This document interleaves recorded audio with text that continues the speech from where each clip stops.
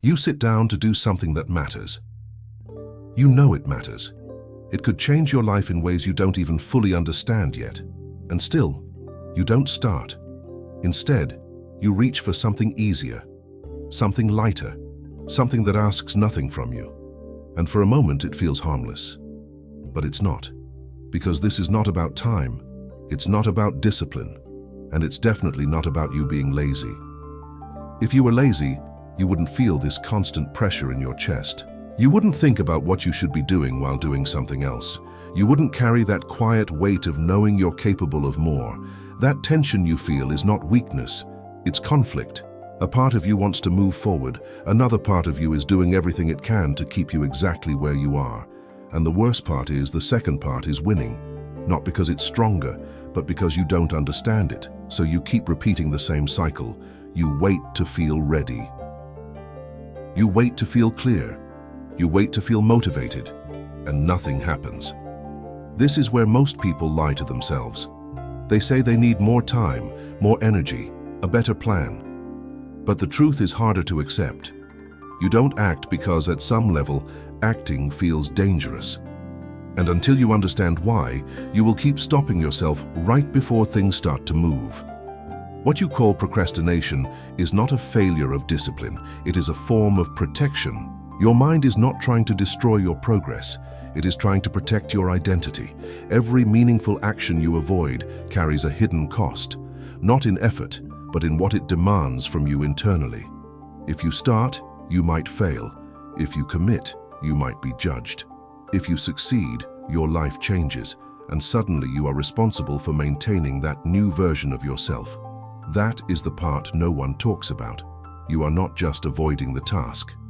You are avoiding the version of you that comes after the task is done, because that version requires consistency, it requires exposure, it removes your excuses. Right now, as long as you delay, you get to keep a certain story alive. The story that says you could do it if you really tried. The moment you fully try, that story dies. And your mind would rather protect that illusion than risk replacing it with something uncertain. So it slows you down, it distracts you, it gives you reasons that feel logical. Not because you are weak, but because you are standing at the edge of change and your mind does not trust what comes next. Pay attention to what happens right before you avoid something important. There is always a moment, quiet, subtle, easy to ignore. A small pressure builds in your chest, a slight resistance, a thought that says this will be uncomfortable. That moment decides everything, because what you do next is not random, it is learned. You reach for your phone, you open another tab, you tell yourself you will start in a minute, and the pressure fades. That relief feels innocent, it feels earned, but it is training you. Every time you escape that moment, your brain records it. It learns that discomfort means stop, that tension means retreat, that action leads to risk and avoidance leads to safety. You are not just delaying tasks, you are conditioning your behavior, and the more you repeat it, the faster it happens. The resistance shows up sooner. The escape becomes automatic. The gap between intention and action gets wider, until one day, even the smallest step feels heavy. Not because it is hard, but because your mind has been taught that it should not be done. This is why motivation does not work for you, because the problem is not starting. The problem is what you have trained yourself to do when starting feels uncomfortable. And until you break that pattern in that exact moment, nothing changes. There is a cost to this pattern, and it is not just lost time. Every time you delay something that matters, you send a message to yourself, not consciously, but clearly. You say, I do not follow through. At first, it is subtle, almost invisible. You ignore it. You tell yourself it is just this one time. But it is never just one time, because your brain does not judge you by your intentions. It judges you by your actions. And when your actions keep saying later, later becomes your identity. This is where the real damage begins. You stop trusting yourself. You make plans, but they feel empty. You set goals, but they feel distant. You promise yourself change, but a part of you does not believe it anymore. That is why, even simple tasks start to feel heavy, not because they require effort, but because they require belief. And belief has been worn down slowly by every moment you chose comfort over commitment. This is not about productivity anymore. This is about self-trust. Without it, nothing holds. Not routines, not discipline, not motivation. Because deep down, you are always waiting for yourself to break your own word again. And until that changes, you will keep starting from zero, no matter how many times you try. You have been trying to fix this the wrong way. You think you need a better plan, more discipline, a stronger push. But the truth is simpler and harder to accept. You do not need to do more. You need to lower the point where you stop. Right now, your actions depend on how you feel. If the task feels heavy, you hesitate. If it feels unclear, you delay. So you need something that does not negotiate with feelings. A single action, small enough that your mind cannot reject it, clear enough that it removes thinking, immediate enough that it interrupts the pattern. Not to change your life, to change your relationship with yourself, because the goal is not progress at first. It is proof. Proof that when you say you will do something, you do it, even when it is small, especially when it is small. This is where self-trust begins to rebuild, not through intensity, not through bursts of motivation, through consistency at a level your mind cannot escape. You stop asking, "Do I feel like it?" You start acting on, "I said I would." And that shift is everything. Because once your brain sees that your word has weight again, resistance starts to lose its power. Not all at once, but enough for you to move. Something changes the moment you keep a promise to yourself. It is quiet. No sudden surge of motivation, no dramatic shift, but it is real. You do the action you said you would do, even if it is small, even if no one sees it, even if it feels insignificant.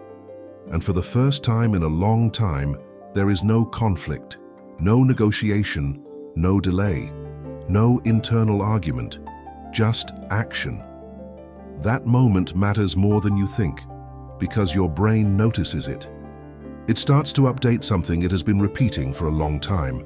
The idea that you do not follow through begins to weaken, and in its place, something new starts forming. Not confidence, not yet. Reliability. You begin to feel less resistance when you think about starting. Not because the task is easier, but because the story behind it is changing. You are no longer someone who avoids. You are someone who acts, even in small ways. And that creates momentum, not the loud kind, but the kind that builds quietly and does not collapse under pressure. This is how you stop starting over. You stop trying to change everything at once, and you start becoming someone who can be trusted again. You are closer than you think. Not to some perfect version of yourself, not to a life without resistance, but to a point where things finally start moving. The distance between where you are and where you want to be is not measured in effort. It is measured in alignment. Right now, there is a gap between what you say and what you do. That gap is where frustration lives. That gap is where doubt grows. Close that gap, even slightly, and everything begins to shift. Not because your life suddenly becomes easier, but because your direction becomes clear. You stop carrying the weight of unfinished intentions. You stop replaying the same thoughts. You stop negotiating with yourself every time something matters. And instead, you act. Not perfectly, not consistently at first, but honestly. That is enough. Because once you remove the habit of escaping, you do not need to force progress anymore. It starts happening as a consequence of who you are becoming. So do not wait for clarity. Do not wait for the right moment. Choose one thing. Make it small. Make it certain. And do it. Not for results, not for validation, but to prove to yourself that you are no longer someone who watches life pass while waiting to feel ready. You are someone who moves. There is one last thing you need to understand. You have been waiting to feel ready because you believe readiness comes before action. It does not. Readiness is something your mind creates after you move, not before. That feeling you are waiting for, the clarity, the certainty, the confidence, None of it arrives while you are standing still. It only appears once you cross the point of resistance, and that is why you have been stuck.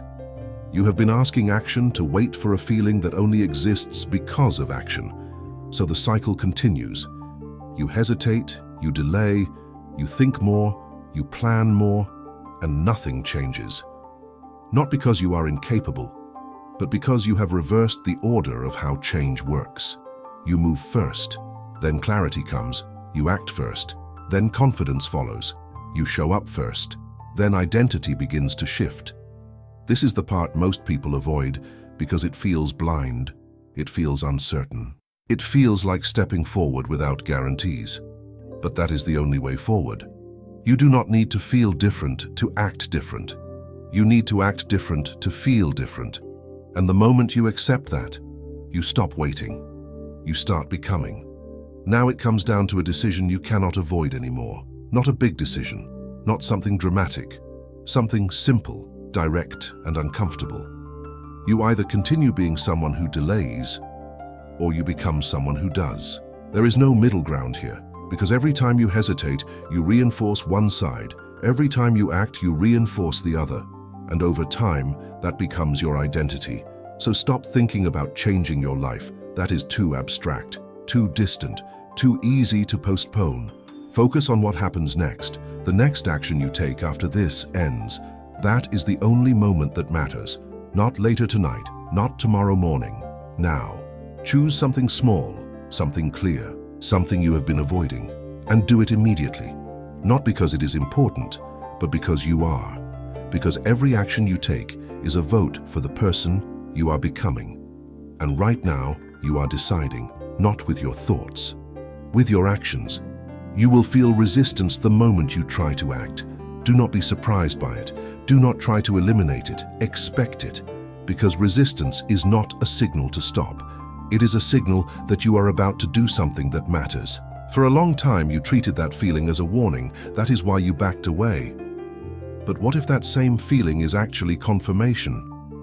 Confirmation that you are stepping out of the pattern that has been keeping you stuck. The discomfort you feel is not the problem. Your reaction to it is. If you pause, analyze, and negotiate, the old cycle takes over again. But if you move while it is still there, something breaks. Not the resistance, the control it has over you. You begin to see that you can act without needing to feel comfortable first, and that realization changes everything. Because now, action is no longer dependent on your mood. It becomes a choice. And once action becomes a choice, your life is no longer controlled by temporary feelings. It is directed by deliberate decisions. That is where real control begins. From this point forward, the question is no longer why you do not get things done. You already know.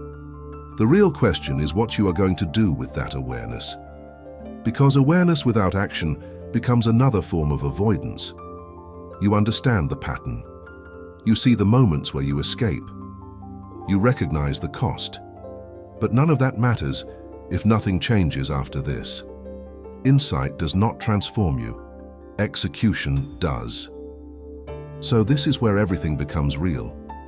Not in what you think, not in what you plan, in what you do next. You do not need a perfect system. You do not need to fix your entire routine. You need one decision that you actually honor, one action that you complete without negotiation. That is how this begins, not with intensity, with honesty. You either continue breaking your word to yourself, or you become someone who follows through. And that choice is not made once, it is made every time you are faced with that quiet moment of resistance. That moment is coming again. When it does, you will know exactly what to do.